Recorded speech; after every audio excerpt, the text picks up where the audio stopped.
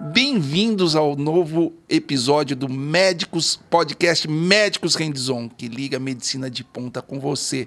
Nós temos um convidado muito especial, Dr. Leonardo Borges, formado pela Universidade Estadual da Paraíba. Pernambuco. Formado em Clínica Médica pelo Hospital das Clínicas, da Faculdade de Medicina da USP, e hoje ele organiza a organização, a procura de órgãos do Hospital das Clínicas. É isso, Leonardo? Isso mesmo, eu sou coordenador da organização de procura de órgãos do Hospital das Clínicas. Do Hospital das Clínicas, nós temos aqui o Edson Chu. Leonardo, que é nosso amigo, né, Edson? Convive com nós há mais de 10 anos, né? Verdade, o tempo voou. Leonardo, o que é morte encefálica? É a parada total das funções cerebrais. Ou seja, e aí a gente chama de morte encefálica porque o cérebro, ou seja, ele compõe tanto os hemisférios cerebrais, que a gente conhece como cérebro, quanto o tronco encefálico. Então, a parada disso tudo, ou seja, a reatividade, ou seja, a ausência de atividade supraespinhal, ou seja, acima da medula espinhal, ela é considerada hoje, em quase todos os países do mundo, morte encefálica, morte cerebral. É possível o indivíduo estar em morte encefálica e o coração continuar batendo? É possível. Isso que é uma dúvida, né? É uma grande dúvida, né? Mas o coração está batendo, esse cara ele está vivo. Você consegue... Não, ele está morto, né? Na verdade, ou seja, quem controla tudo é o cérebro, é o encéfalo. Então é possível sim a gente ter um paciente que não tem mais atividade cerebral encefálica e continuar com pressão, com o coração batendo, pulmão funcionando, rim, fígado. Isso é o que permite a doação de órgãos, isso é o que permite transplante, porque os órgãos têm automatismo. E aí tem uma coisa muito interessante. O que é que permitiu com que a gente conseguisse fazer o diagnóstico de morte encefálica, morte cerebral? É uma máquina maravilhosa que a medicina criou aí na década de 50, que a gente chama hoje, que todo mundo conhece, que é o ventilador mecânico. Sim. Ou seja, o respirador, o ventilador mecânico é a máquina maravilhosa que permitiu com que a gente conseguisse afastar a morte circulatória, que é a parada do coração, parada da respiração, parada do pulso, da morte cerebral encefálica. O que é que acontecia antes, quando não existia, por exemplo, respirador, ventilador mecânico?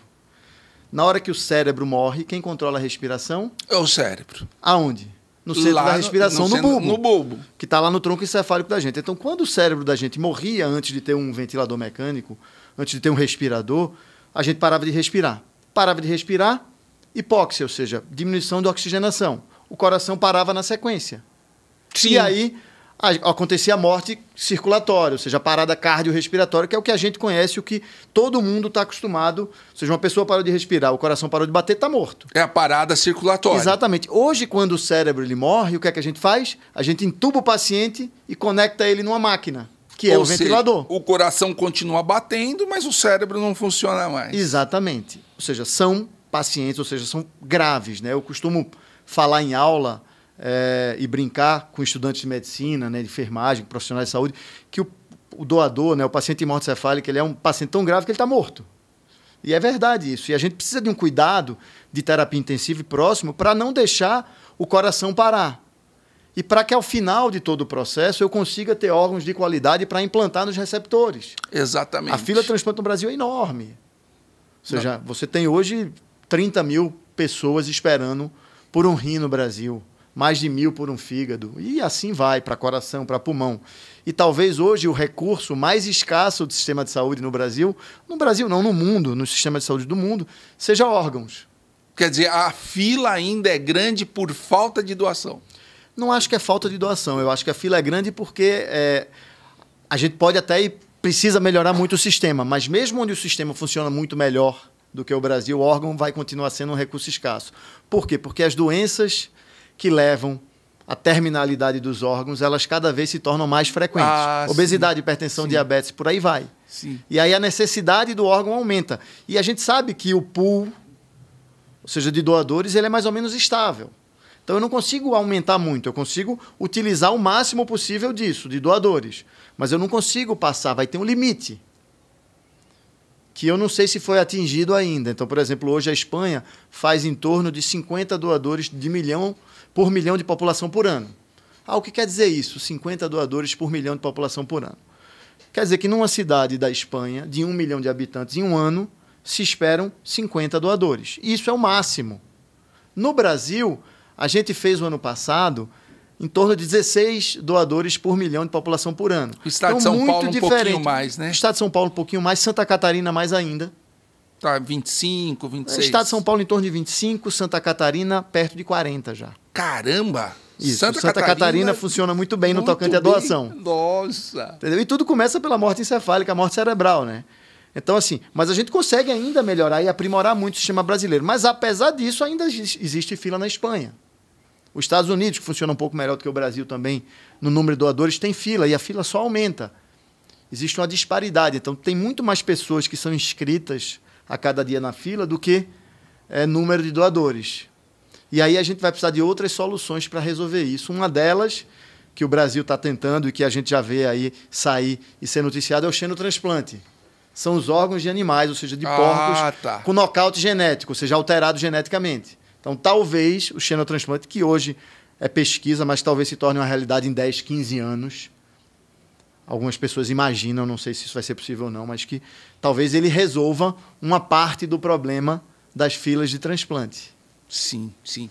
Edson, e depois o Leonardo pode complementar, vamos diferenciar para o público qual é a diferença daquele coma, estado vigil, com morte encefálica? Eu acho que é muito importante a gente colocar isso para o nosso público, para que as pessoas não se confundam. Inclusive quando vê lá um parente na UTI, um amigo, etc. O conceito de morte encefálica, ele evoluiu ao longo dos anos. Em épocas antigas, se acreditava que uma pessoa morria quando havia parada cardiorrespiratória, como o Léo falou. Com o tempo, começou a se perceber... Quando o coração parava, isso, né? Ou seja... O coração parava, acabou. Sim. Não tem então, pulso, o conceito etc. de morte de uma pessoa era baseado no conceito de parada cardiorrespiratória, ou seja, parada cardíaca. Então, as pessoas antigas iam lá, ficavam tentando ouvir se o coração estava batendo, ficava tentando olhar se a pessoa respira ou não, né? E, na verdade, se for pensar... Eu lembro que quando eu era criança, Léo, foi o que me ensinaram, que uma pessoa, enquanto estiver respirando e com o coração batendo, a pessoa está viva. Então a nossa população tem esse conceito. E foi isso que me ensinaram, inclusive na escola. Né? Os professores do prézinho, do prézão, do ginásio, eles ensinavam que a morte...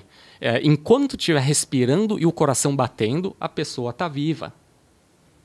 Só que hoje em dia a ciência evoluiu e essa questão se tornou uma semi-verdade. Por quê? Porque hoje em dia nós sabemos que o que dá vida nas pessoas é a atividade cerebral.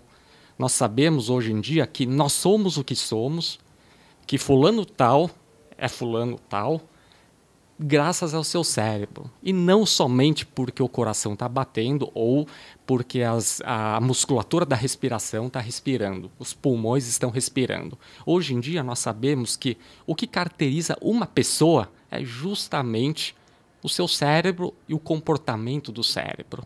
Né? E a primeira evidência de disfunção cerebral, ou seja, de funcionamento ruim do cérebro, né? Quando acontece um funcionamento ruim do cérebro, nós temos perda das funções neurológicas. Então, perda da função motora, perda da função cognitiva, né? Rebaixamento do nível de consciência, né? Alteração da sensibilidade, ou seja, vários sintomas neurológicos. A ponto de quando essa perda da função neurológica é muito grave, aí a pessoa fica inconsciente, né? E dependendo do grau do rebaixamento do nível de consciência, quando o rebaixamento do nível de consciência é muito grave, aí nós chamamos de coma. Né? E para caracterizar a morte encefálica, há necessidade de perda completa de qualquer função encefálica, como o Léo falou. E que essa perda aconteça de forma irreversível. Irreversível, isso não é só importante. perder função. Não é perder função. É perda irreversível da função. Não volta mais. Por uma catástrofe. Por uma catástrofe. Tem várias catástrofes cerebrais, né, doutor? Perfeito, perfeito. Então, nós chamamos de morte encefálica quando nós temos uma perda completa das funções do encéfalo, ou seja, do cérebro mais o tronco encefálico, perda completa das funções do encéfalo. Né? Completa. Isso é importante. Perda completa das funções do encéfalo como um todo. Essa perda, como o Léo reforçou, precisa ser irreversível, ou seja, sem nenhuma possibilidade de reversão. E, além disso, hoje em dia, dentro dos critérios, nós precisamos ter causa conhecida, ou seja, se nós não tivermos causa conhecida... Quer dizer, tem que saber por que ele evoluiu, por que ele está lá em morte encefálica, o que causou. Foi um tiro na cabeça, um sangramento, etc. Né? Tem que ter o diagnóstico.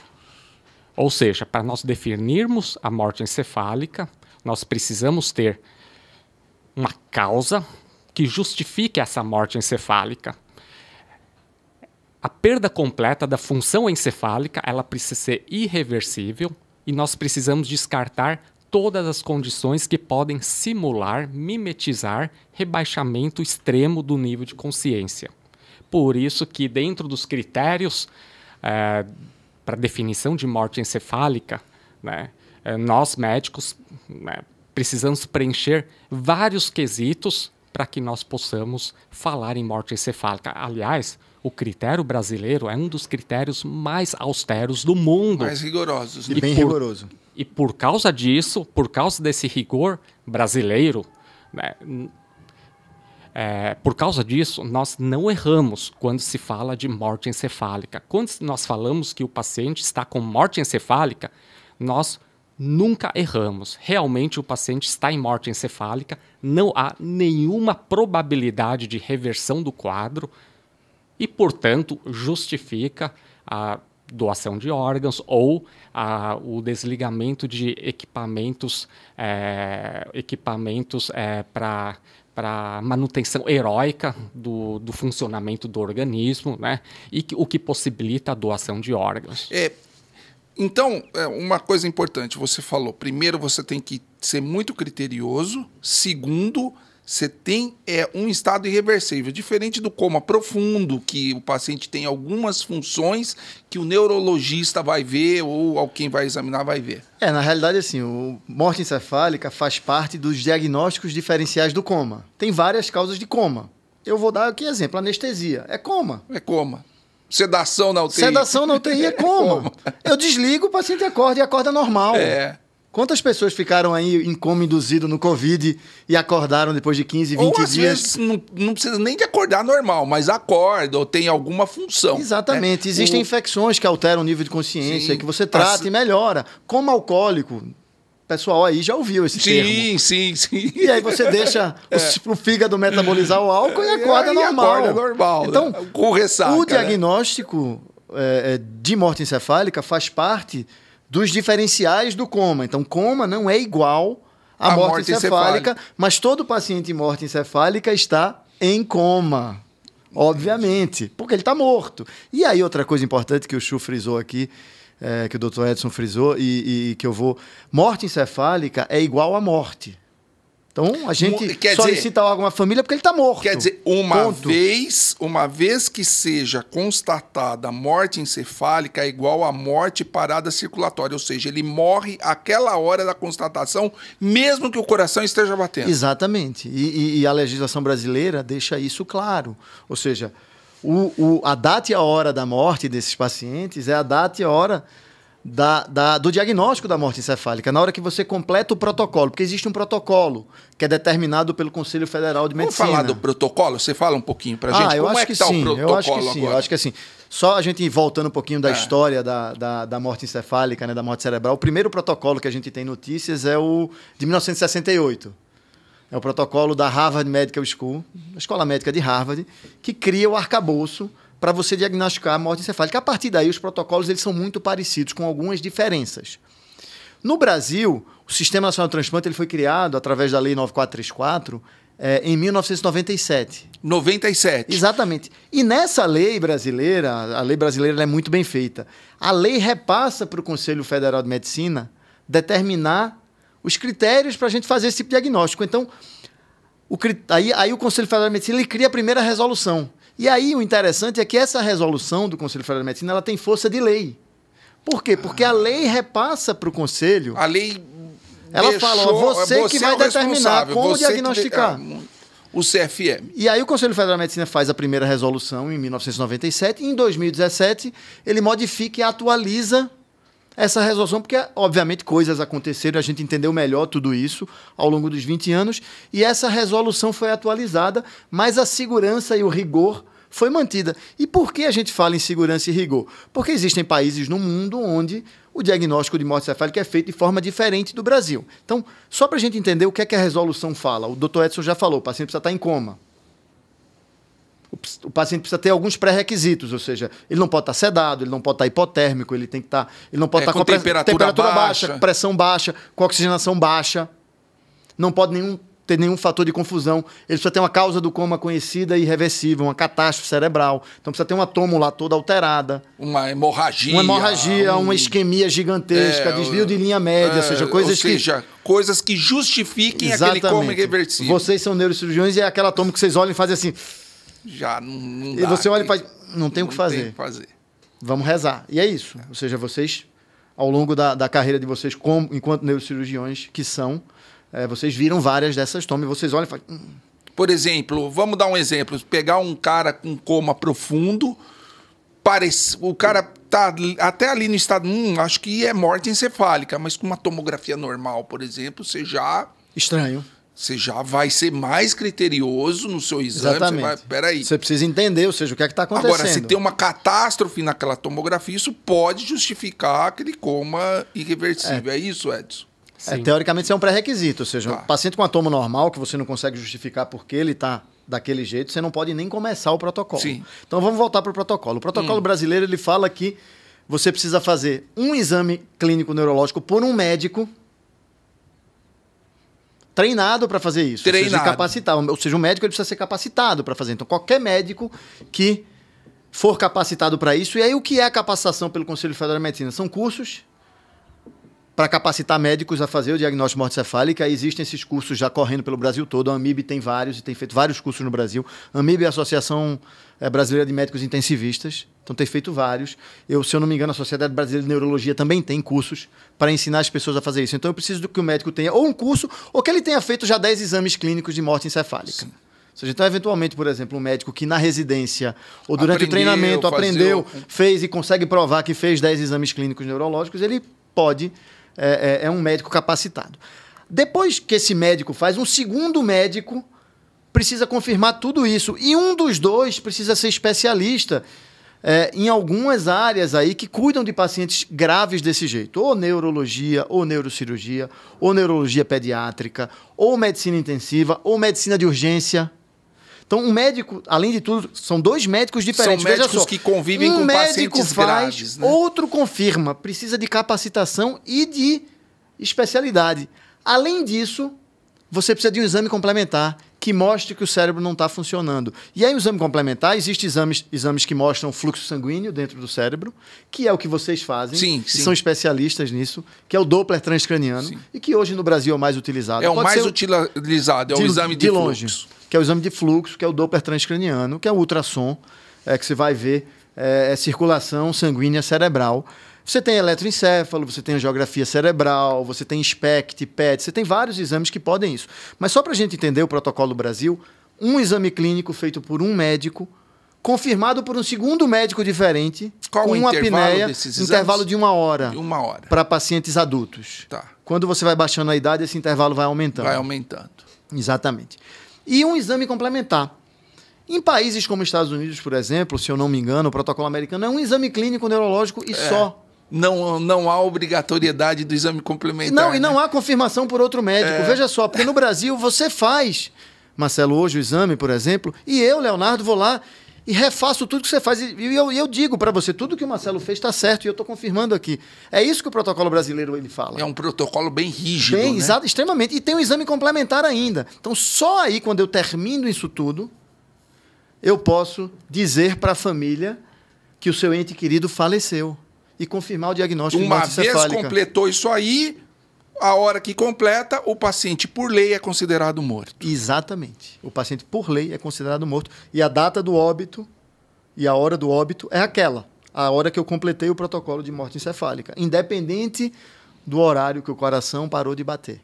E aí, por que eu falo o coração parou de bater? Porque como o paciente está ligado a uma máquina que está respirando por ele, se eu não desligar a máquina, ele nunca vai parar de respirar. Sim.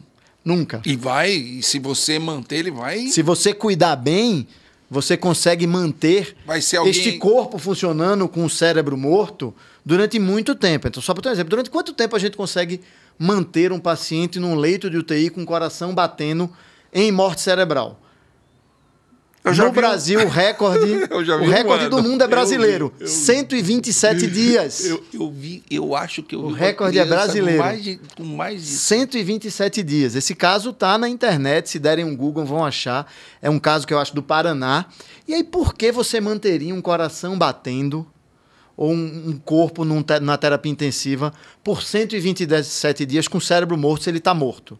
Por quê? Tem uma situação em medicina onde a gente está autorizado a fazer isso. Uma grávida com feto imaturo e viável. Era uma grávida com feto imaturo e viável. Ou seja, eu não estava tentando salvar ela, porque ela já estava morta. Eu tentei, não, eu consegui salvar o feto. Essa grávida, essa história do Paraná, o feto nasceu depois de 127 dias, maduro, bem, através de cesárea, e ela foi doadora de órgãos. Olha só. Olha que história bonita, gente. Olha só, hein? Bonita. Mantive 127 dias num leito de UTI, uma paciente morta, com o coração batendo, né, em morte cerebral, para levar o feto à maturidade, e aí esse feto nasce através de cesárea, cirurgia, e ela é doadora. Olha só. Bonita essa história, hein? Mas o protocolo brasileiro, mais uma vez, é extremamente rígido e seguro. Então, quando a gente fala aqui no Brasil que uma pessoa está morta por critério neurológico, que é a morte cerebral, a morte encefálica, ela realmente está morta. Bom, isso é importante. Pode falar, Edson. Nós estamos reforçando essa parte. O Dr. Léo está reforçando essa questão, porque eu, como especialista na parte de circulação cerebral, e sou uma das pessoas que faz Doppler transcraniano e, portanto, acaba confirmando a morte encefálica. Frequentemente os pacientes querem conversar conosco. Frequentemente os familiares querem conversar conosco. E uma das perguntas mais frequentes, se não a mais frequente, é: doutor, foi diagnosticado morte encefálica na minha esposa, no meu pai, no meu filho, etc. Tem reversão? Essa é uma das perguntas... É a pergunta mais frequente. É a pergunta mais frequente. Não tem nem... E o que nós explicamos? Nós explicamos que, infelizmente, esse processo é irreversível. Infelizmente, a morte encefálica está determinada perante os critérios brasileiros. Não tem mais erro. E por que não tem mais erro? Porque, primeiro, nós somos o critério mais austero do mundo. Mais rígido, nós fazemos 2 provas clínicas por médicos diferentes. Há necessidade de serem médicos diferentes. Porque se um estiver enganado, o outro não vai se enganar. Esse é o primeiro ponto. Ou seja, o primeiro médico ele examina o paciente, faz o exame neurológico completo do paciente, atestando parada de funcionamento do cérebro, né? E esse médico preenche todo o protocolo para não esquecer nenhum dos itens, né? E depois um outro médico precisa confirmar, ou seja, caso um médico se engane, o outro não vai se enganar. Esse é o primeiro ponto. Talvez, só para fazer um pequeno parêntese, é o único diagnóstico em medicina hoje no Brasil que, por lei, é necessário uma segunda opinião já. Exatamente. Já de cara, já de cara. A família eu preciso de uma segunda opinião. Não tem segunda opinião aqui. A lei exige. A família não precisa... o senhor fez? Não, eu quero uma segunda opinião. A segunda opinião já é obrigatória. Obrigatória por lei. Obrigatória por lei. E além disso... Exclusivamente aqui, né? E além disso, além de preencher todo o protocolo de exame neurológico bem refinado, além disso, há necessidade de um tempo de observação. Ou seja, isso é importante também. Um médico vê e ainda temos que observar. Antes, a observação era de 6 horas. Hoje em dia, não há mais necessidade de 6 horas. Hoje em dia, se observa 1 hora. Ou seja, tem esse tempo de observação. Muitos países nem precisam desse tempo de observação. Os Estados Unidos, por exemplo, é uma prova clínica e acabou. Inglaterra também, né? Isso. Hoje em dia, aqui no Brasil, é uma prova clínica, mais um tempo de observação, mais uma rechecagem por outro profissional, né? E, duvidando de tudo, suponhamos o mais difícil, que os 2 médicos se enganem.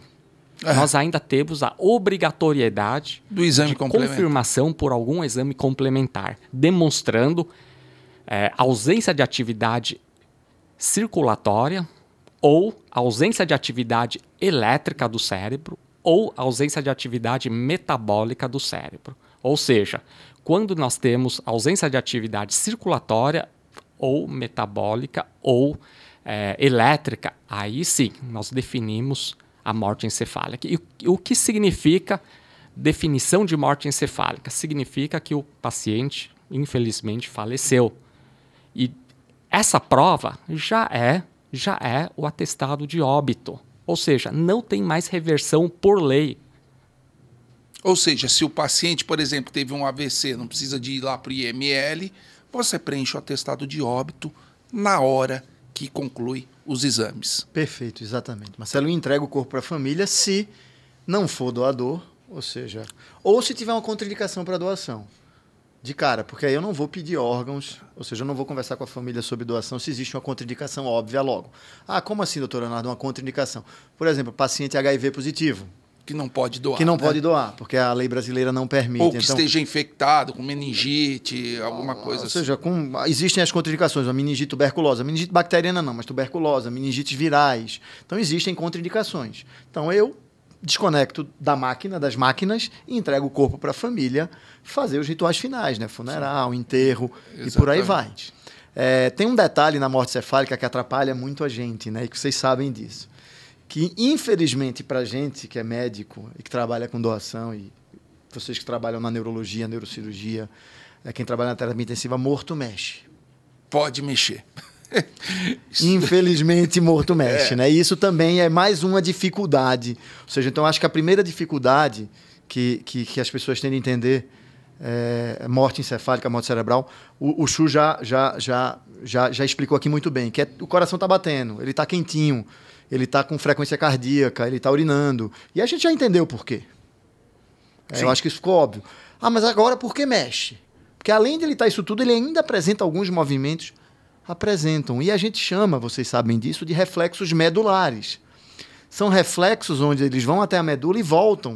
Ou seja, não vai para o cérebro. Não vai para o cérebro. E a medula está funcionando.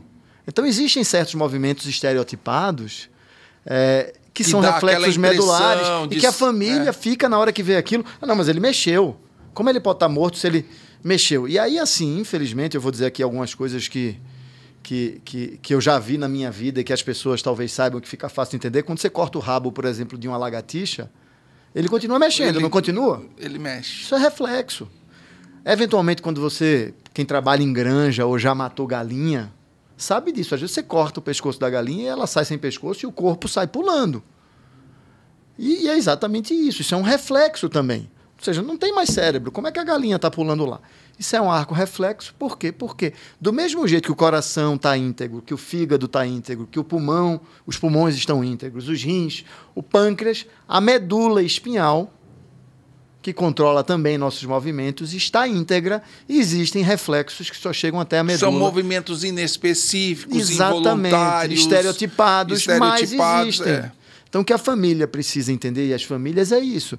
É que o morto apresentar movimentos, ou seja, o paciente apresentar movimentos, não invalidam o diagnóstico de morte encefálica, de morte cerebral. Eu acho que isso é muito importante a gente deixar claro aqui. Bom, essa discussão que o Dr. Leonardo levantou é de extrema importância. Por quê?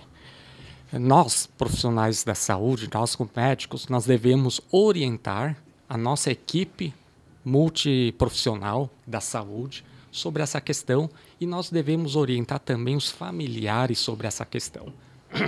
O diagnóstico ela é de morte encefálica. Então, o que morreu? O encéfalo do paciente, o cérebro do paciente.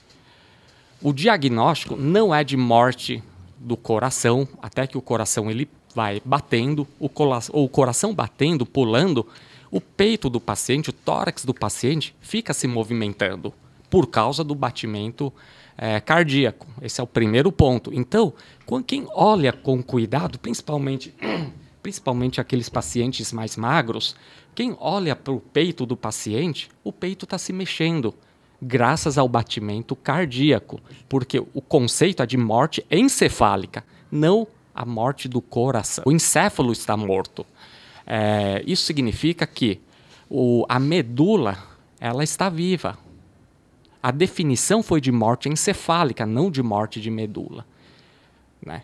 Os nervos também não morreram. Os nervos eles estão funcionantes, assim como a musculatura está funcionante. Os nervos lá no corpo, né? Isso, não do cérebro. Os nervos do corpo estão funcionantes, assim como a musculatura está funcionante, assim como o coração está funcionante.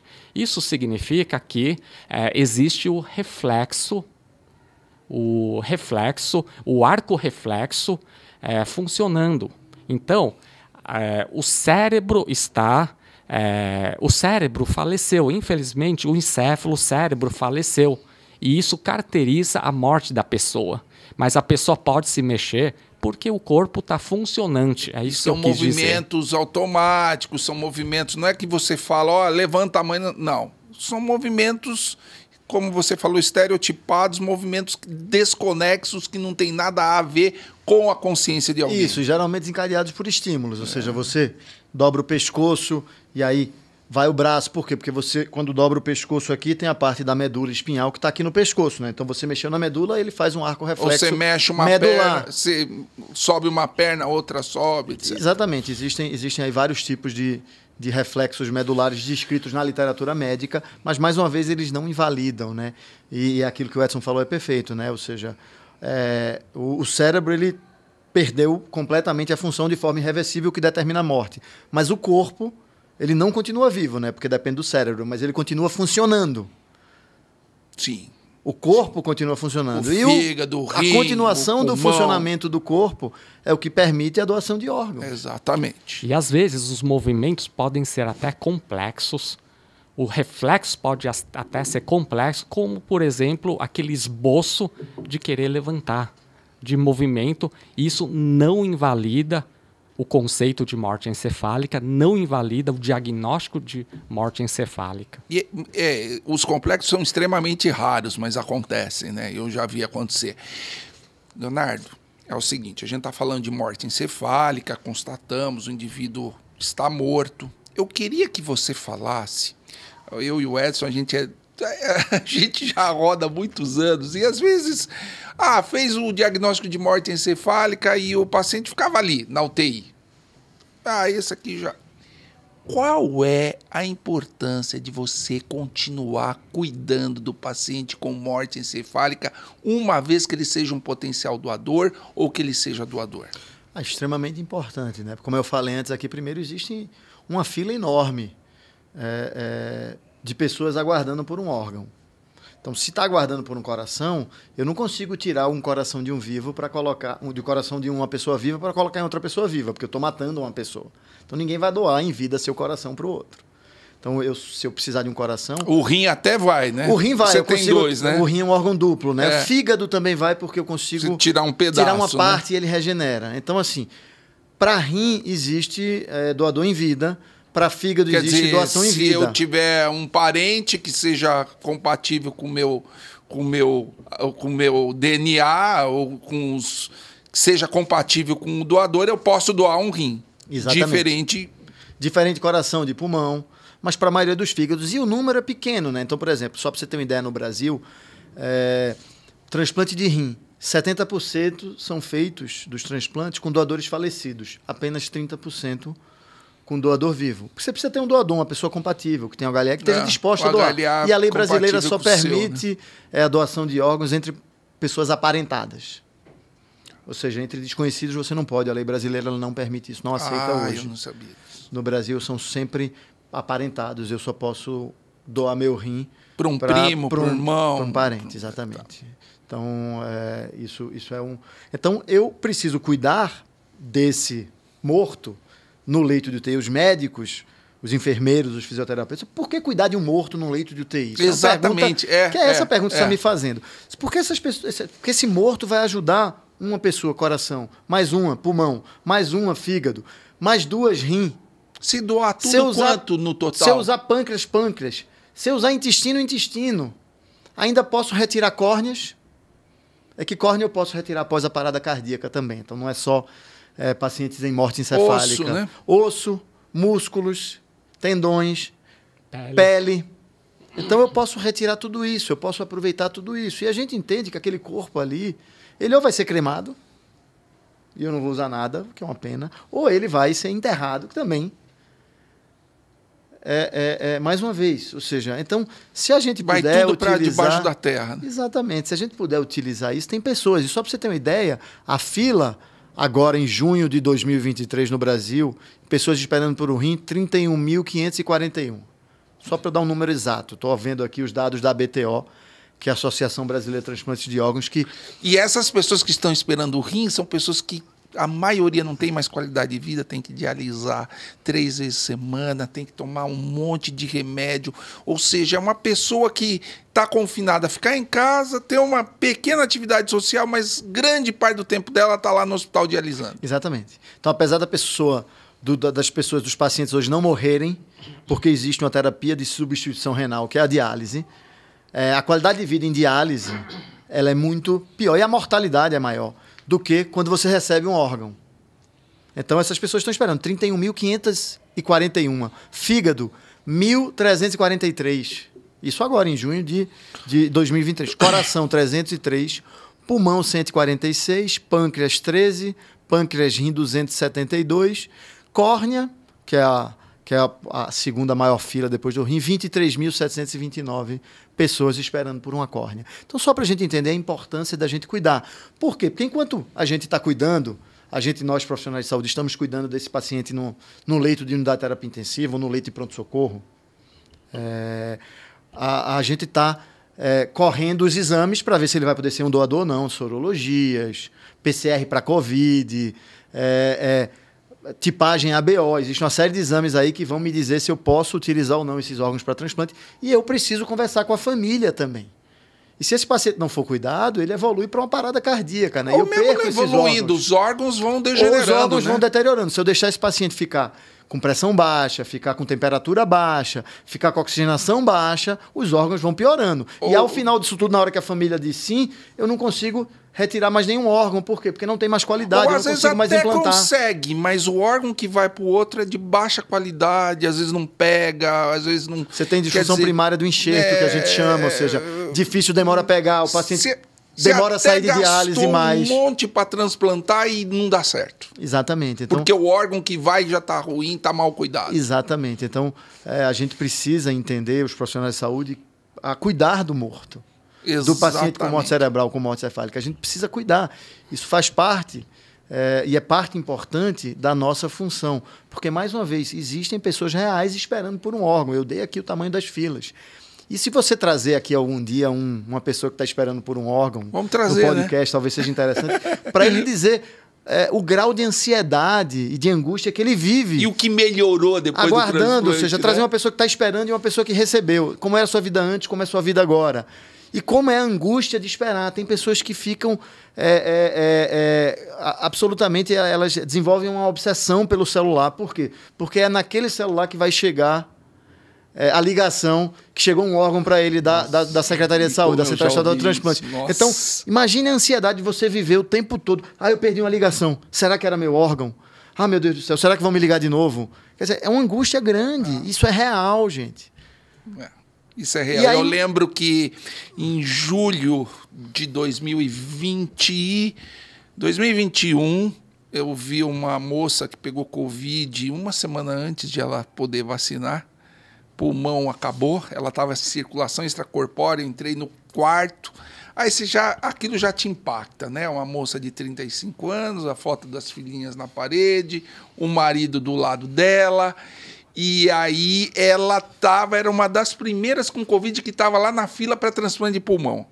E aí eu comecei a conversar com ele e tal, da minha parte estava tudo bem, ela estava esperando um pulmão, e aí eu falei, bom, boa sorte para você. E aí a primeira coisa que o marido me falou, doutor, esperando o telefone tocar. É exatamente isso. Um drama. Esperando o telefone tocar. Um drama familiar, né?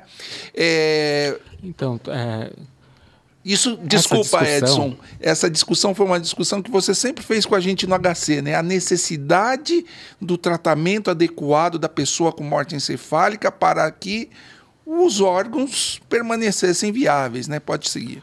Essa discussão é extremamente importante. Nós, profissionais da área de saúde, independentemente se nós somos médicos, se nós somos administradores da área de saúde, se nós somos da enfermagem, da fisioterapia, do administrativo, etc., nós devemos cuidar bem do ser humano que faleceu. Por quê?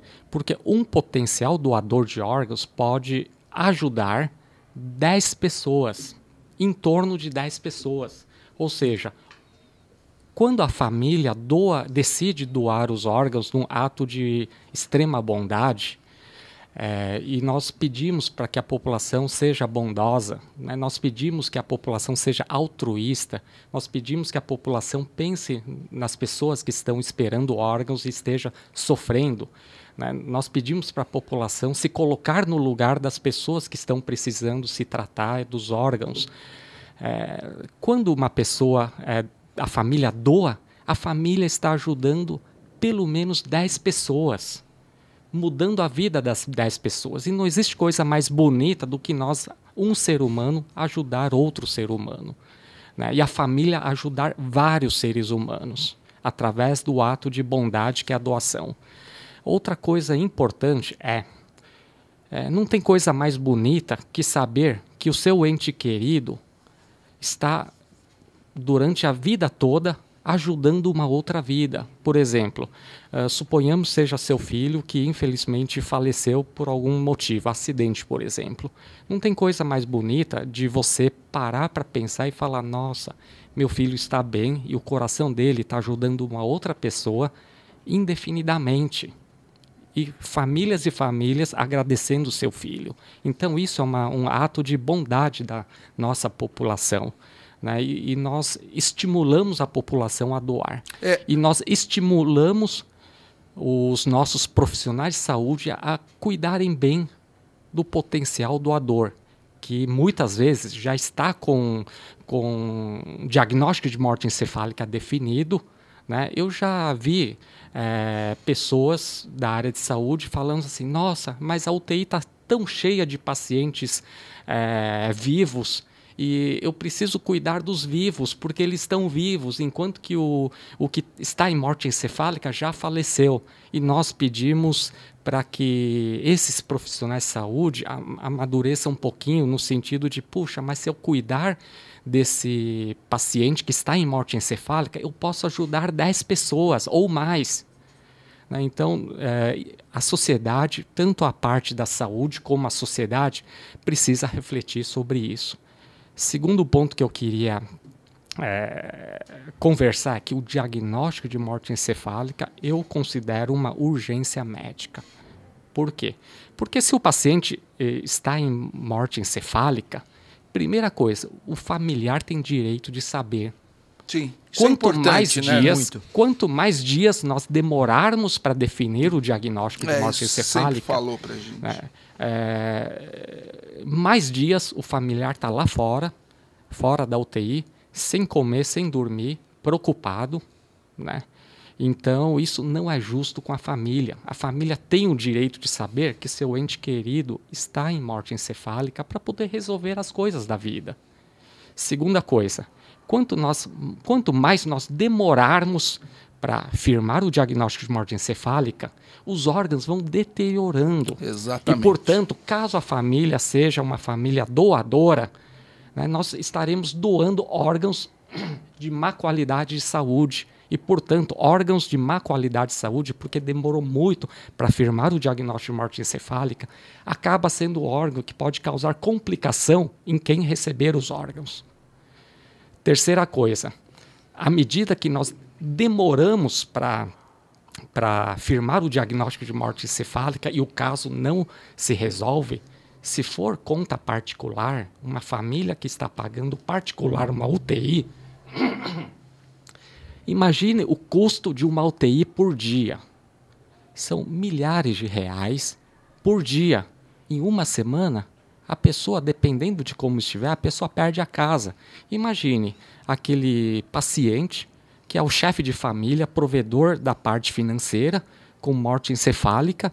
A família tem uma casa e quanto mais nós demorarmos, a família vai acabar perdendo a casa, perdendo o carro, casa, etc.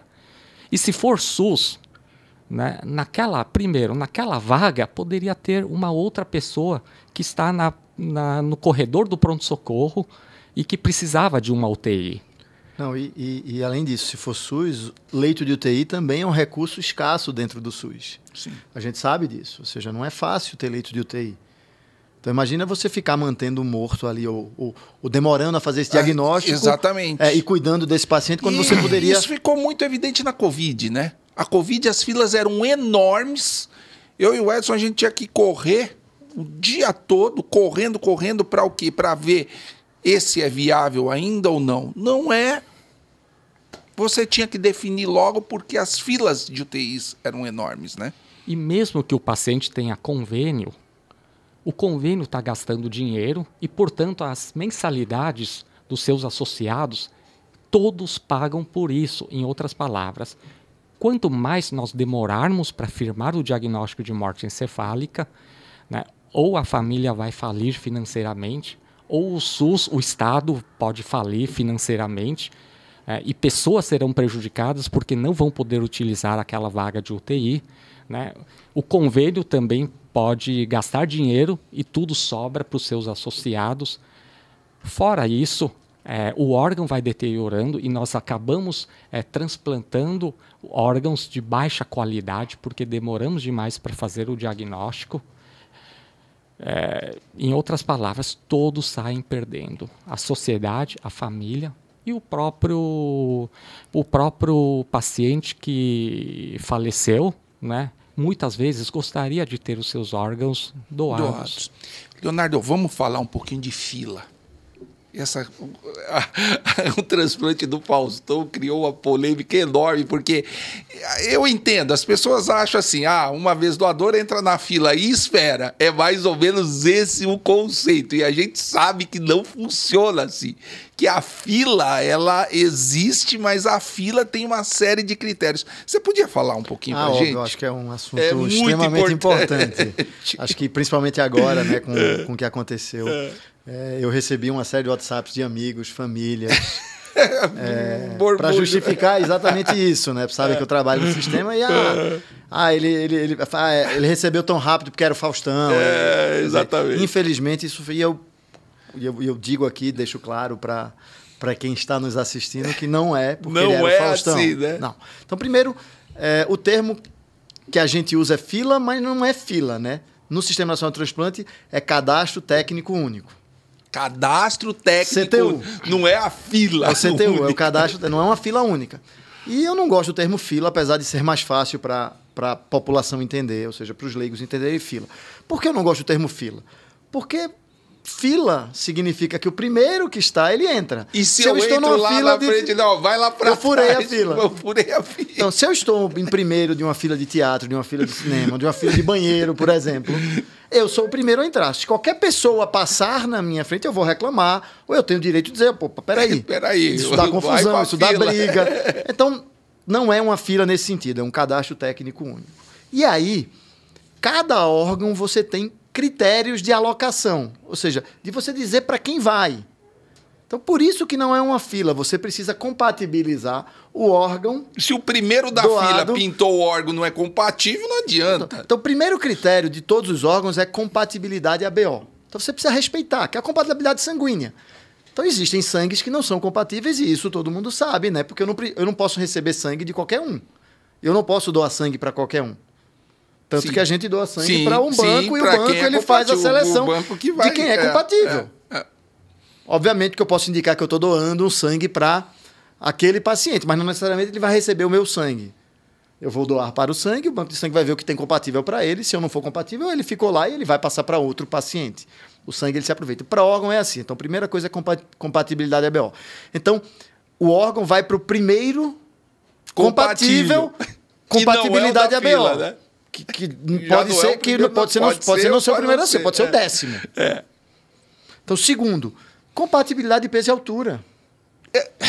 Poxa, eu não consigo colocar, por exemplo, numa criança de 10 anos, um órgão de um cara rim de 1,90 LeBron James. Né? Então vamos lá, LeBron James evolui para moto. Tem 2 metros de altura, o rim dele é o coração, o pulmão. Aí tem uma criança de 10 anos, de 15 anos, 1,50 m na fila, vamos lá, pequenininha. Às vezes não vai entrar na cavidade torácica. Então, compatibilidade, peso, altura também é uma coisa levada em consideração. Terceiro, o paciente, ou seja, o receptor, ele precisa estar em condições de receber o órgão. Mas como assim, doutor Leonardo? Sai um órgão para mim, doutor Leonardo. Estou na fila esperando por um rim. Sai um órgão para mim. Um órgão que é compatível sanguíneo, que é compatível com relação peso-altura, mas eu estou com Covid. Não dá, né? Eu posso receber um órgão naquele dia com Covid? Não, o meu órgão vai passar para quem está depois de mim. Não dá. Ou depois, porque eu estou com Covid. Eu preciso melhorar do Covid. Então, eu preciso estar em condições de receber. Senão você vai morrer na cirurgia, ou vai complicar, exatamente. Né? Para rim, existe a compatibilidade genética ainda, que é a HLA. Então, eu tenho compatibilidade ABO, HLA, relação peso-altura e preciso estar em condições de receber o órgão. E aí tem o critério de tempo de fila, de lista de espera. Então, o rim ele vai para o primeiro compatível em relação peso-altura, ABO, HLA, tendo condições de receber o órgão. Então, isso é rim. Fígado já é diferente, gente. Fígado não tem mais tempo de espera na lista, não existe mais prioridade por tempo, existe critério de gravidade. Existe um score de gravidade hoje, que é o MELD ou PELD para crianças. E que quem ganha mais pontos nesse score, ele é transplantado primeiro. Ele vai para frente da fila por gravidade. Ah, mas por que fizeram isso? Porque a gente viu que morrem menos pessoas esperando por um órgão se você usa o MELD e o PELD. Isso foi provado através de várias evidências científicas, até fora do Brasil e aqui no Brasil também, depois que a gente começou a utilizar. Então, a gente usa critério de gravidade. Quer dizer, se o cara fígado toma, por exemplo, ele toma um Tilenol, faz uma insuficiência hepática aguda, grave, ele não pode ficar esperando. Esse vai ser priorizado. Esse vai ser priorizado. Isso é outra coisa que a gente vai falar já, priorizações. Mas assim, para fígado é critério de gravidade hoje. Então é compatível, peso, altura, ABO e mais grave. Obviamente que se você tiver scores iguais, a data que você foi inscrito, ela é critério de desempate. Para coração é ABO, peso, altura, em condições de receber órgão. Para coração, para pulmão também. Só que, para todos os órgãos, gente, existem as priorizações que são autorizadas por lei. Como assim, doutor Leonardo, priorização? Existem os fura-filas. Exatamente. Não tem fura-fila no supermercado que é autorizado por lei? Que é o idoso, a grávida? E que ninguém vai reclamar? Se você está numa fila de idosos, aí chega o idoso, ele vai passar na sua frente. Né? Você vai fazer e dá o seu lugar para ele. Prioridade. Existem assentos em metrô e tudo. Estacionamento em shopping. Exatamente, são prioridades legais. Para órgão também existem. E quem determina o que é prioridade para coração, para pulmão, para fígado, para rim? Especialistas, as câmaras técnicas. Existem no Sistema Nacional de Transplantes, existem nas secretarias estaduais, nas centrais estaduais de transporte, câmaras técnicas, que determinam quais são os critérios de priorização, de prioridade. Pessoas que vão passar na frente da fila. Você falou um para fígado, hepatite fulminante, um para diálise, ausência de acesso venoso para conseguir realizar diálise. Então, o paciente não tem mais, perdeu fístula, não consegue mais realizar diálise e não consegue fazer a peritoneal também. Então, ele é priorizado. na fila, ou seja, ele passa na frente. Que está fazendo insuficiência renal porque a bomba não funciona mais. Existem os critérios. Então, só para a gente entender por que o Faustão recebeu um órgão tão rápido. Foi rápido? Foi. Foi. Graças a Deus, porque o sistema funciona bem. Mas por que ele recebeu? Isso é legal ou não? Ele recebeu porque era o Faustão? Não, isso é legal. Ele recebeu tão rápido, pelo que eu li, e aí é o que eu li. Eu não posso confirmar todos esses dados. Isso é o que eu li de que saiu na mídia. E aí, para ser confirmado o que eu estou falando aqui, vocês precisam confirmar isso com a Central Estadual de Transplantes. Sim. Ou seja, mas, primeiro, ele era um tipo B, sanguíneo. Tipo B é um tipo sanguíneo raro. Então, a fila de transplante cardíaco tipo B é pequena. Se eu não me engano, em São Paulo, hoje, tem 10, 15 pessoas. Ele achou um tipo B, né? Não, e aí teve um doador tipo B. Tipo não é ele achou. Apareceu no sistema um doador tipo B. Então, primeiro é tipo B. O Faustão era tipo B. Isso eu não tinha pensado. Segundo, e tipo B, qual é em quanto tempo um paciente de tipo B aguarda na fila por um transplante cardíaco? Você sabe quanto tempo é? Você acha que é 1 ano, 2? 30, 40, 50 dias. É menos porque tem pouco tipo B, né? E não porque tem pouco pegar paciente o tipo B e jogar. Eu não posso colocar um órgão tipo B no ar. Não dá. Entendeu? Tipo B é tipo B. Então, entendeu isso? Então, o Faustão era tipo B. O Faustão foi priorizado. Ele tinha critérios de priorização. Eu não sei quais são os critérios. Isso eu não consegui definir. Mas tem critérios. Os médicos são extremamente responsáveis que cuidavam do Faustão. Eu conheço alguns, vocês conhecem também. Então, ele tem critérios de priorização. Esses critérios de priorização, eles são auditáveis. Quer dizer, o Ministério Público pode ir lá e pode auditar isso, ou seja, e eles passam por revisão de pares. Ou seja, tem médico que olha e diz, não, realmente ele foi priorizado, essa priorização está dentro... Não é só legal. Um que faz. Você manda para lá, exatamente. Isso é revisado. Isso vai passando isso é revisado para ele ser priorizado. Né? E aí o Faustão ainda deu sorte. Mas como assim o Faustão deu sorte? Aparecia um tipo B, ele estava priorizado, existia um tipo B priorizado na frente dele, que estava infectado. Olha só. Não podia receber o órgão. Então, o órgão que ia para esse tipo B que estava na frente do Faustão priorizado, foi para o Faustão disponibilizado. E não é a mesma equipe que estava avaliando, é outro lugar, outra... Não sei nem de onde era, qual paciente, esses detalhes eu não sei, mas geralmente não, entendeu?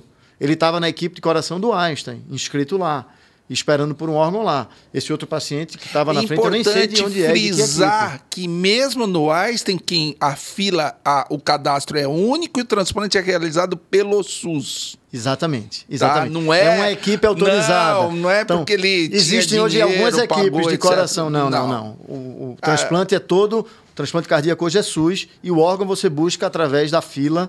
É um cadastro técnico único na Secretaria de Saúde. Isso é importante frisar. Então, você tem fila de transplante hoje no Einstein, de coração, através da beneficência, né, da isenção fiscal. Existe um convênio do Einstein com o SUS. Então, você aliás, tem fila de coração o Einstein faz transplantes pelo SUS, muitos. Exatamente. Tá? Todo coração, você tem a equipe não, do Einstein, todos, você tem a né? equipe do Sírio também de coração, você tem a equipe do INCOR, você tem a equipe do Dante Pazanese. E eu não lembro se você tem hoje a equipe da Beneficência Portuguesa ou não. Mas essas 4 eu sei que estão funcionando. Eu não lembro se tem a equipe da Beneficência Portuguesa. Né? Algumas já estão... Incó não, é privado, público. Dante Pazanese é público. Mas esses outros são mas são convênios com o SUS. Tá. São convênios com o SUS. Porque o transplante é realizado pelo SUS. Tá. E aonde você busca o órgão, independente disso, é através do cadastro técnico único das centrais estaduais de transplante. Então, só para a gente deixar claro que ele não recebeu um órgão tão rápido porque ele era o Faustão. Isso precisa ficar muito claro. E esse lance do porque as pessoas se posicionam contra, né? Porque o rico ganha primeiro, eu não vou doar meu órgão. Aquilo que a gente falou de ser altruísta, de bondade. Então, por que eu vou ser bom se o meu órgão vai para quem paga ou quem... Não tem sentido isso. Porque eu vou ser altruísta Mas não acontece, mais uma vez. Isso é seguro. Existe uma legislação toda muito bem amarrada aqui no Brasil para isso. Joia. E isso é muito importante. Isso que o Dr. Léo está falando é muito importante. Por quê? Porque, primeiro, é auditável, ou seja, o Ministério Público a qualquer momento pode ir lá e, junto com o seu corpo técnico, verificar se está tendo fraude, etc. Muito bom. Isso é muito importante. Segunda coisa, não pode haver mal-entendido nessa parte. Não pode ter mal-entendido, porque a nossa preocupação de quem está nessa área, a nossa preocupação é o fato de ter um mal-entendido de inibir a doação de órgãos pela população. Né, da população não querer doar órgãos porque acha que tem coisa errada. Né? E nós deixamos bem claro que o nosso sistema de transplante, sistema de doação de órgãos, sistema de transplante, ele é um sistema extremamente aberto, auditável, confiável, e a questão do Faustão é que deu sorte também. Deu sorte por vários dos fatores que o Dr. Léo explicou. Léo, tem acho que só mais uma coisinha, a logística também, né? Se pinta um órgão lá em Roraima e você vê que não vai dar tempo de chegar aqui, vai para o lugar mais perto. Né? Exatamente. Na verdade, quando você faz uma priorização, os órgãos eles são distribuídos regionalmente. Então, quando você prioriza um paciente na lista de espera por um órgão, você pode priorizar ele só para São Paulo ou nacionalmente. Nacionalmente, qualquer órgão em qualquer estado vai ser oferecido prioritariamente para esse paciente, porque dentro do Sistema Nacional de Transplante, o cadastro também é único. O cadastro é único em São Paulo, o cadastro é único no Brasil, o cadastro é único no Rio. O cidadão brasileiro só pode ser inscrito em uma fila só, eu não posso ser inscrito em 2 ou 3 equipes. E já alguns países permitem isso, o Brasil não permite, então eu tenho que ter um centro transplantador. Né? Eu acho que é muito justo, extremamente. Justo, né? Mas assim, é isso. Por exemplo, se aparecesse um órgão em Roraima para o Faustão, se ele foi priorizado nacionalmente, não daria tempo de ir lá. Se você não tem um jatinho à disposição para ir, mesmo com um jatinho, Roraima às vezes fica difícil. Por quê? Porque existe um tempo de retirada do coração e implante no receptor, que a gente chama o tempo de isquemia fria. E esse tempo para coração é de até 4 horas. Então, como é que eu saio de São Paulo e vou pegar um órgão em Roraima e trazer de volta e dar tempo de fazer isso tudo? Então, às vezes, não dá tempo. Não dá tempo. Então, a gente precisa entender também essas questões logísticas. Então, um órgão de Roraima vai ficar próximo a Roraima. Para Belém, para Manaus, não ali onde São dá Paulo, tempo, né? Ou seja, mas não vai vir para São Paulo. Eventualmente, um órgão no Rio. Mais fácil você ir buscar um órgão no Rio, em Santa Catarina, no Paraná, que é o que aconteceu, se eu não me engano, com o Celton Mello. O Celton Mello também, todo mundo lembra, foi um transplantado, recebeu um transplante cardíaco, infelizmente faleceu já. Se tornou até um adepto da doação, pró-doação, né? Ele e a esposa têm uma parte muito bonita de educação pró-doação. E o Celton também, ele foi priorizado. E parece que o órgão dele veio do Rio de Janeiro. Olha só. E aí, se eu lembro da história direita do Celton, e aí depois vocês olham e aí podem me corrigir, o Celton foi fazer uma cirurgia de revascularização miocárdica de ponte safena. Ponte safena, a gente faz todo dia. E aí, a gente faz a cirurgia de ponte de safena, né, de revascularização miocárdica, com o coração parado. Né? A gente tira o sangue, ele vai para uma máquina que a gente chama de circulação extracorpórea e volta. E aí depois, ao final da cirurgia, a gente choca o coração e ele volta a bater. O coração do Celton não voltou. Nossa! E aí ele fica em circulação extracorpórea. E aí ele foi priorizado nacionalmente por quê? Porque a gente sabe que não dá para ficar muito tempo ali em circulação extracorpórea, porque a pessoa vai morrer. Então isso é um critério de priorização. E aí apareceu um órgão no Rio, parece, e aí a equipe foi buscar o órgão no Rio e trouxe, e ele recebeu e foi transplantado. Dramático, hein? E viveu um tempo, e viveu bem um tempo. Com qualidade de vida. E a esposa dele, que é uma atriz também, ela fala isso, inclusive ela foi agora para o Congresso da BTO e deu um depoimento muito bonito, ela faz e fala sobre um pouco a angústia, como era ela esperando pôr no coração do marido, ou seja, uma esperança que ela tinha e a chance dele continuar vivendo o amor da vida dela. E ela fala isso, Poxa, é muito que bonito. Legal, hein? Muito bonito. Então olha como funciona bem o sistema.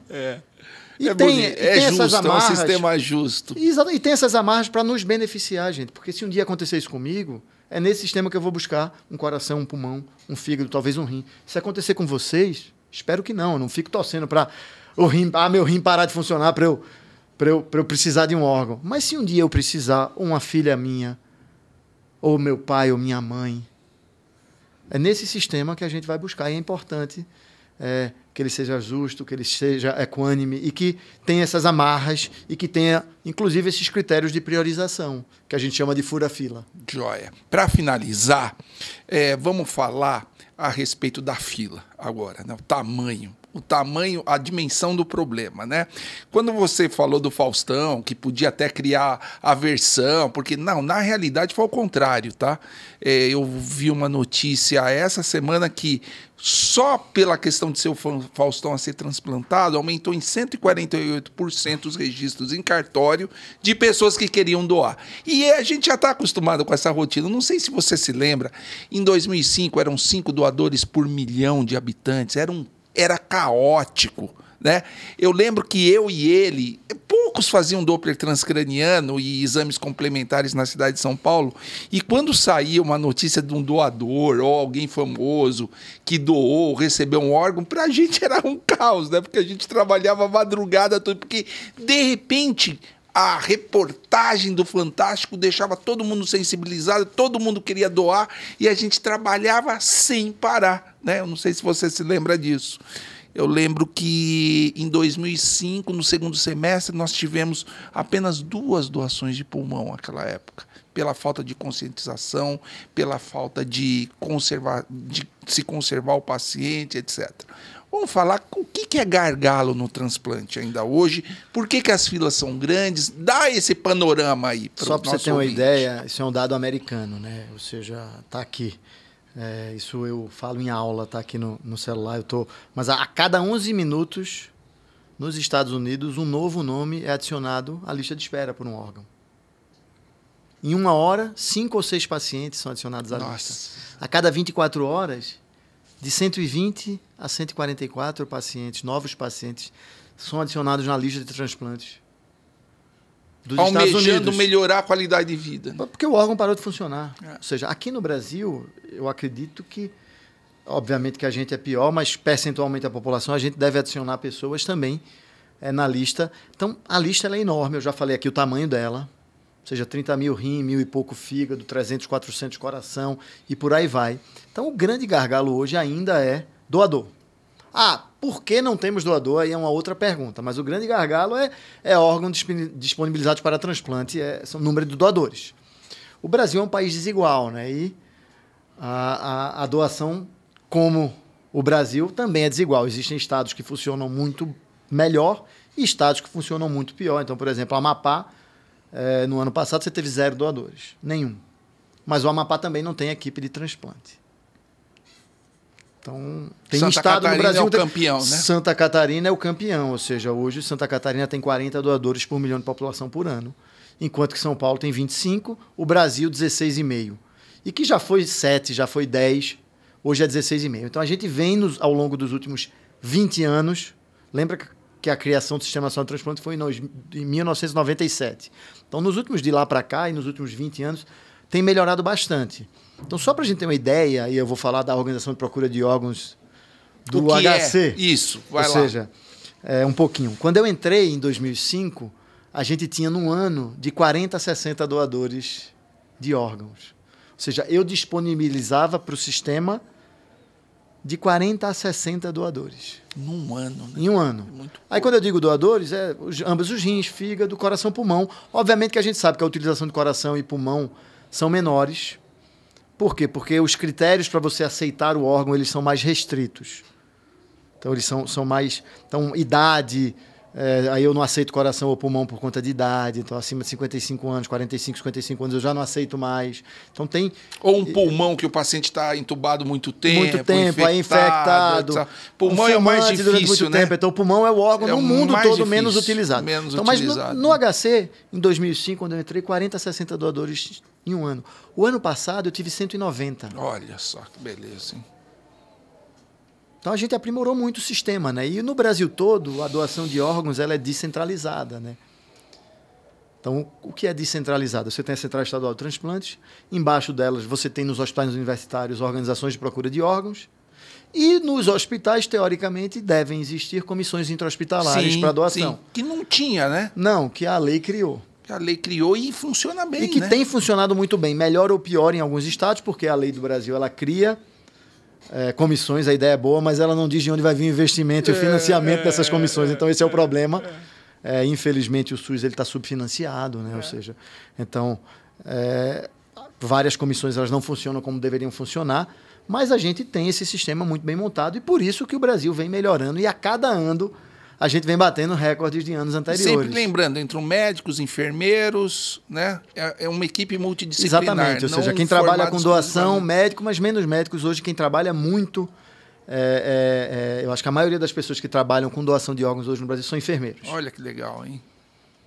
Hoje acho que os grandes especialistas nessa área, pelo menos em entrevista familiar, quem conversa com as famílias sobre doação são enfermeiros. Ou seja, geralmente os médicos coordenam, até porque tem uma parte médica importante, que é a de validação do potencial doador, ou seja, identificar indicações, contraindicações.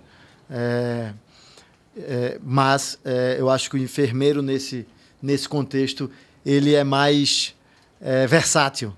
E por isso que grande parte das pessoas que trabalham com doação hoje no Brasil são enfermeiros e fazem um trabalho de excelência, né? Excepcional, brilhante. Eu tenho vocês conhecem... Meus amigos. O meu vice-coordenador e encarregado de enfermagem, que é o Edivaldo. O Edivaldo é uma pessoa fantástica, ou seja, que se comunica e que talvez hoje o maior e por que não dizer o melhor entrevistador de doação do Brasil. Existem outras pessoas fazendo coisas muito boas também fora, tipo Santa Catarina, mas eu acho que o Edivaldo faz isso há muito tempo, faz isso muito bem, ele se comunica muito bem com as famílias, ele conversa muito bem sobre o tema doação. Mas por que você está falando isso, doutor Leonardo? Porque aí vamos lá, os gargalos de doação. Primeiro gargalo de doação é a recusa familiar. Ou seja, a família dizer não na hora que perguntada. E por isso que a gente fala tanto, vá no cartório, diga sim, porque a família vai ser sempre consultada, porque no Brasil a lei brasileira diz que a doação ela é consentida. Se ele foi no cartório e disse sim, a família pode dizer não? Pode. Infelizmente pode. E vamos outro cenário. A lei brasileira ela fala isso. A doação no Brasil é consentida. Consentida por quem? Pela família. Parente primeiro, segundo grau na linha reta colateral. Então você que é doador, deixa a família muito bem conscientizada. Exatamente. Né? Vá no cartório, faça o documento. Faz o documento. Mas avise que fez o documento. Eu fiz, eu quero. Não faz de forma unilateral. Outra coisa, por exemplo, eu tenho 4 irmãos. 3 concordaram e 1 não concorda. Isso é um problema. Isso é um problema, mas a gente tenta sempre chegar num consenso familiar. E na maioria das vezes a gente consegue. Um acordo bom, né? Exatamente. Dificuldade maior a gente tem, por exemplo, quando é criança, pais separados e que não se entendem. E aí um quer e o outro não. E eu preciso da assinatura dos dois. Isso. Então, se os dois não decidirem assinar, independente disso, eu não posso ir para frente com a doação, porque em pessoas que não têm competência legal para decidir, eu preciso da assinatura dos dois pais. Ou do responsável. Entendeu? Então, para crianças, você precisa da assinatura do pai e da mãe. Adulto, quem que entra? Pais e irmãos? Pais e irmãos, é linha reta colateral. É primeiro esposa, depois filhos, pais. Tá. Então, geralmente é isso e o efeito é sucessório. Então, o principal gargalo é o não? O não é um dos gargalos grandes, eu acho que sim. Eu acho que o não hoje é porque a recusa familiar no Brasil hoje gira historicamente em torno de 40%. É muita coisa. Né? Então, a cada 10 pessoas, quando perguntadas... 4 dizem não e 6 dizem sim. O brasileiro é muito bondoso, mas eu acho que aí existe a questão do entendimento, da compreensão da morte cerebral, que a gente já falou aqui bastante, e existe também a questão de você ter que tomar decisão numa hora de sofrimento extremo, né? Que é isso que a gente está falando aqui. Ou seja, você vai dizer sim para a doação ou não para a doação na hora que você está perdendo um ente querido e talvez a pessoa mais importante da sua vida. Seu filho, seu marido, seu pai, sua mãe. É isso. Então, é difícil dizer sim para a doação. E aí, a maioria das pessoas é apresentada esse conceito novo de morte cerebral nessa hora. Então, olha só como o entrevistador ele precisa ser cuidadoso ao abordar o tema doação com a família. Então, esse é o primeiro gargalo. O segundo gargalo aí vem ainda na identificação dos potenciais doadores, da morte encefálica. Diagnóstico, tudo isso. A gente ainda tem dificuldades. Ainda é gargalo. Ainda. Mas era muito mais. Né? Era muito maior. Então, só para vocês terem uma ideia, qual é o número de notificações estimados por milhão de população por ano de notificações de morte cefálica em um país? A gente acha que existem alguns trabalhos que mostram que gira em torno de 100. 100 notificações de morte encefálica por milhão de população por ano. Essa é a expectativa. Santa Catarina está fazendo isso, 100. E tem 40 doadores. Quando você vai para os Santa dados do Catarina. Brasil, a gente identifica 60. 60 notificações de morte cefálica por... No HC, eu fiz o levantamento estatístico lá, 80. Então é um pouco melhor do que o Brasil, mas não é 100 ainda. Então a gente ainda tem o que a gente chama de escape, ou seja, pacientes que evoluem em algum momento nas nossas unidades de terapia intensiva ou pronto-socorros para a morte encefálica e passam por isso e eu não identifico, e eu não notifico. Ainda existe Então, isso recusa mesmo. familiar e notificação de morte cefálica, ou seja, identificar, fazer o exame e possibilitar a doação. Por quê? Porque sem morte cefálica não tem doação, né? Se eu não identifico, eu não chego lá para frente, eu nem pergunto à família. A questão da parada cardíaca e de contraindicação médica menor, mas é outro gargalo também. Ou seja, se a equipe de saúde decidir não cuidar do falecido, paciente de morte cerebral, ele vai evoluir para parada cardíaca. E acabou, E aí eu né? não consigo também falar com a família. Ou mais uma vez, quando eu chego para falar com a família, se deixou o paciente deteriorar, ou seja, se piorou o cuidado porque ele está morto, eu tenho 14 vivos porque eu vou cuidar de um morto. Isso hoje tem sido cada vez menos comum, graças a Deus, mas quando eu entrei na Organização de Procura de Órgãos, era um problema maior. Hoje, graças a Deus, a maioria dos intensivistas já entendem a importância de cuidar do morto. Mudou bastante. Nossa, né? terapia intensiva e assim, hoje os A MIB terapeutas... assumiu, abraçou isso. Hoje os intensivistas, de uma eles maneira muito legal, são né? super parceiros, e eles Sim. a maioria deles são super pró-doação, entendem isso, e quando a gente conversa, eles nos ajudam e muito. Então a terapia intensiva e a AMIB estão de parabéns, estão fazendo um belíssimo trabalho no Brasil com relação a isso. Só de pensar nas histórias do passado. Exatamente, né? Eu sou de outra época, né? Eu estou trabalhando com isso já há 20 anos aí, quase. E a coisa melhorou muito. E vai melhorar mais. Então, acho que hoje esses são os 3 gargalos grandes: recusa familiar, a questão da parada, contraindicação médica. Mas, assim, o órgão ainda é um recurso escasso e a gente não vai acabar com a fila. Hoje tem países do mundo fazendo coisas bem diferentes do Brasil. Por exemplo, usando o órgão de HIV. Olha só. Porque será que é seguro usar ou não? Parece que sim é. E a gente acha que a legislação brasileira tem que mudar para permitir Olha só. doação de pacientes HIV. Mas no Brasil ainda não é permitido por lei. Doação com coração parado. O que é doação com coração parado? Por exemplo, o paciente que não está em morte encefálica, mas que não tem prognóstico, por algum motivo. E hoje existe uma coisa no mundo, e quem trabalha com cuidados paliativos e terapia intensiva, cuidados de final de vida, sabe isso, que é extubação paliativa. Ou seja, são pacientes que estão numa UTI, entubados, mas que não tem prognóstico, não vai melhorar. E a família e aí você decidiu decide que, junto com o seu médico de confiança ou com o seu médico, dizer, para... Isso é Aqui feito não muito vai. em países. Então você faz extubação terminal. Na Espanha, por exemplo, é utilizado isso. Olha só. Esses órgãos desses pacientes com extubação, você leva para fazer isso. Que assim, no pacientes centro cirúrgico. terminais que decidiu paliar, vai para o centro Exatamente. cirúrgico e tira. Olha só.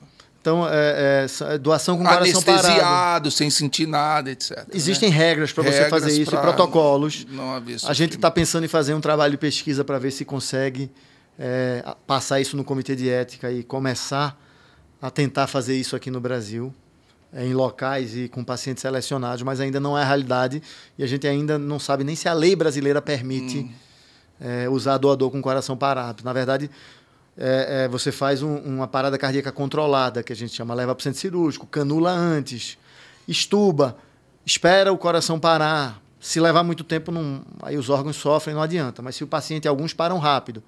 Então, ele para e aí você... Em 3 a 5 minutos, dependendo do protocolo, se eu não me engano, no mundo, você declara o óbito e aí utiliza órgãos para transplante. Abre rápido, retira os órgãos e você consegue utilizar. Isso na Espanha, e por isso que a Espanha hoje tem 50 doadores por milhão de população por ano. A última palestra que eu vi era 35, alguma coisa assim. A gente achou que o teto era 40. A Espanha ultrapassou 50, o teto. Então a gente está sempre... E aí, obviamente, que melhorar também a utilização, né? Ou seja, usar cada vez órgãos de pacientes com mais idade. Sim, porque as pessoas estão vivendo mais e tem muita gente inteira. Eu vi alguns artigos agora, e eu fui para o congresso da BTO, e de pessoas e transplantadores, um grupo da Universidade de Nova York que estuda muito isso, mostrando que dá para utilizar, sim, sem colocar em risco o receptor. Órgãos de pessoas de mais idade. Aqui no Brasil o limite é quanto para doação de idade? Não existe um limite, né? Mas assim, existe o que a gente sabe que as equipes, ou seja, por exemplo, depois de 75, é difícil você conseguir passar órgão para pacientes aqui em São Paulo acima de 75 anos. Porque a maioria das equipes já ficam completas. E a gente tem experiências no mundo dizendo que não dá. Então a gente precisa começar a entender isso e utilizar mais também. Então eu preciso diminuir recusa familiar, eu preciso identificar e diagnosticar mais morte encefálica e eu preciso diminuir, melhorar a utilização, né? Ou seja, chegar no limite do que eu posso usar mesmo. Ou seja, no limite, entendendo que existe aí uma linha, uma relação risco-benefício para o receptor. E eu preciso diminuir parada cardíaca, contraindicação, ou seja, melhorar o cuidado desses pacientes. E aí isso passa também por resolver o problema de escassez de leito de UTI. Hoje, infelizmente, alguns desses pacientes potenciais doadores estão ainda em macas de pronto-socorro e não deveriam. Eu vi muito. Infelizmente, todos deveriam ter um leito de unidade terapêutica para ser cuidado num ambiente controlado e receber a manutenção de seus órgãos adequadas, né? Porque não é mais manutenção da vida porque já está morto, mas dos órgãos de forma adequada. Então, infelizmente, isso também é outra coisa que a gente precisa melhorar. Eu já vi num pronto-socorro 3 pacientes com morte encefálica. Assim. Não tinha vaga na UTI. E aí a gente tem que cuidar, né? Bom, Leonardo, vamos finalizar. Eu queria que você olhasse para aquela câmera ali e falasse para o nosso ouvinte qual é a importância da doação. Enfim, sintetiza para nosso ouvinte ter a última palavra e ter conscientização de que isso é extremamente importante. E você é autoridade para isso, por favor, Leonardo. Eu acho que assim, então vamos fazer um resumo do que a gente conversou aqui, né, hoje, Marcelo e Edson. Eu acho que a conversa foi muito, muito importante e a gente abordou vários temas no tocante à doação, mas eu acho que eu quero deixar mensagens para casa, que eu acho que foram importantes, de tudo que a gente falou, o que é que dá para levar de mensagem de forma muito clara, objetiva e curta para casa. Primeiro, morte encefálica, morte cerebral é igual a morte. Sim. O diagnóstico ele é seguro. Sim. Extremamente seguro. É válido. Então, quando alguém disser que seu ente querido está morto e que fez o protocolo de morte cefálica, confia. Então, morte cefálica é igual a morte. Ponto. Eu acho que isso é muito importante as pessoas levarem para casa. Segundo, e outra coisa importante que ficou clara aqui, diga sim, converse com a sua família sobre doação. Avise a eles que você é um doador em vida. Por quê? Porque geralmente eles vão respeitar após a morte. Então isso também é muito importante, dizer sim para a doação e conversar com seus entes queridos, com sua família, com as pessoas mais próximas e deixar isso claro. Terceiro, a fila do Brasil ela é justa, ela é equânime. Existem fura-filas, mas eles são para beneficiar todos nós. Entendeu? Então, eu acho que essas 3 coisas são muito importantes. Morte encefálica é igual a morte. Converse com sua família e diga sim à doação. Avise para eles que você quer ser um doador e que você é um doador em vida. Terceiro, que a fila no Brasil ela é justa e ela é equânime. Eu acho que essas 3 mensagens, se as pessoas saírem ou após ouvirem esse podcast, conseguirem incutir suas ideias na sua cabeça, eu acho que a gente já saiu daqui com... Ganhamos o dia. Ganhamos o dia, exatamente. Ou seja, já valeu essa conversa. Legal. Muito obrigado pela sua presença, Edson. Bom, deixa eu falar também que o Edson sempre gostou do assunto, né, Edson? Sempre. Eu conheci o Edson no pronto-socorro do Hospital Regional Sul e o Edson me ensinou a fazer um exame de morte encefálica lá. Foi assim que a gente se conheceu. No sábado à noite, de madrugada. De madrugada. Olha só. E ele me ensinou. Aí vocês viraram amigos, parceiros. Amigos, parceiros sócios. de 20 anos, mas foi assim que a gente se conheceu. Eu ensinei o Marcelo a fazer exame neurológico para morte encefálica numa madrugada de sábado. Numa madrugada do sábado à noite. Muito legal. Edson, por favor. Essa questão de morte encefálica e doação de órgãos, geralmente, infelizmente, as famílias são pegas de surpresa e ouvem pela primeira vez sobre morte encefálica, que morte encefálica é igual à morte da pessoa, e ouvem pela primeira vez nesse contexto, quando nós perdemos alguém. Aí muitas vezes nós ouvimos pela primeira vez também a necessidade de doação de órgãos na primeira vez nessa situação, né? Na porta da UTI, no hospital, e nós somos e, portanto, a família fica extremamente insegura, extremamente sem cabeça para pensar. Então, o que nós pedimos para a população é: conversem com seus familiares, nos almoços de casa, conversa entre amigos, conversas de família, né? Almoço, jantar, happy hour. Conversem sobre o tema. Né? Vamos consolidar o conceito de morte encefálica entre as pessoas da nossa população, de tal maneira que, infelizmente, caso aconteça alguma fatalidade com alguém, que todos já tenham esse conceito na cabeça do que é a morte encefálica e da importância da doação de órgãos. Se você é doador de órgão, discuta com a família, mas tudo isso antes. Eu acho que a nossa população precisa amadurecer sobre o tema, ou seja, nós precisamos entender tudo isso, refletir tudo isso antes que aconteça, e pode acontecer com qualquer um. Segunda coisa, nós pedimos encarecidamente para profissionais da área de saúde para procurar informações sobre o tema. Você que trabalha na área de saúde, por favor, procure informações, atualização sobre o tema. Por quê?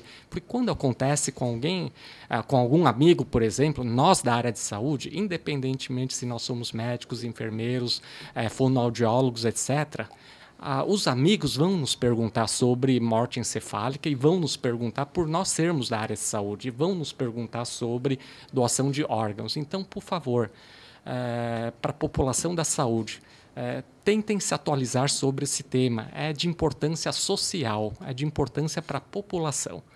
Terceira coisa, nós pedimos, mesmo a AMIB, né, os nossos intensivistas são muito bons e eles têm colaborado muito. Só que nós ainda temos vários locais em que nós temos profissionais da saúde ainda não conscientizados. A questão da morte encefálica é uma urgência médica. Quanto antes nós fazermos o diagnóstico, muito melhor para o próprio paciente e para a família, assim como para nós profissionais da saúde. Por favor, nós profissionais da saúde devemos nos atualizar sobre o tema e nós devemos considerar a questão de cuidar do paciente que faleceu de morte encefálica ou o paciente que potencialmente vai falecer de morte encefálica, né? Nós temos que cuidar bem dessa pessoa porque é um potencial doador e um doador pode ajudar em torno de 10 pessoas. Terceira coisa, última coisa, peço encarecidamente para a população refletir sobre o tema. Infelizmente, qualquer um de nós pode precisar de um órgão, assim como os nossos familiares e amigos podem precisar de órgãos. Então, nós temos que pensar na questão da doação de órgãos, refletir sobre isso, doação de sangue, doação de outros órgãos e tecidos, né, e devemos deixar a nossa família bem ciente. E, claro, eu sou doador de órgãos, eu tenho certeza absoluta que o Marcelo também. Eu sou também. O doutor Leonardo já sabe. Ele também. A minha família toda sabe que eu sou doador de órgãos. Claro que nós não desejamos morrer, nem eu, nem o doutor Léo, nem o doutor Marcelo. Não quero nada para debaixo da terra. Se acontecer, nós estaremos ajudando as pessoas. Né? E nós fazemos questão disso. O Dr. Léo, ele é doador, eu também. Toda a minha família é doadora, porque eu já fiz a cabeça de todo mundo. E gostaria que vocês refletissem para que vocês pensassem em doar os órgãos. Não tem coisa mais bonita que nós ajudarmos, não tem coisa mais bonita na vida do que ajudar as pessoas. Nós podemos ajudar as pessoas, nós podemos deixar os órgãos do nosso ente querido ajudando para sempre uma outra pessoa, né? E eu tenho certeza que a pessoa que morre, ele quer ajudar as pessoas. Pensem sobre isso. Muito obrigado, Leonardo, pelo seu tempo apertado, mas você premiou a gente aqui com um podcast muito legal. Aliás, o motivo de eu ter entrado no HC foi a Oppo, né? Foi a morte encefálica. Foi lá que o Edson me colocou e ali a gente fez um trabalho de mais de 10 anos. Enfim, muito obrigado. Muito obrigado a você que assistiu esse episódio, gostou, deixe seu like, compartilhe. Mas esse você tem que compartilhar ao máximo, porque é um tema de extrema importância para coroar o aniversário de 1º ano do nosso podcast. Até a próxima. Médicos Hands-On, ligando a medicina de ponta com você.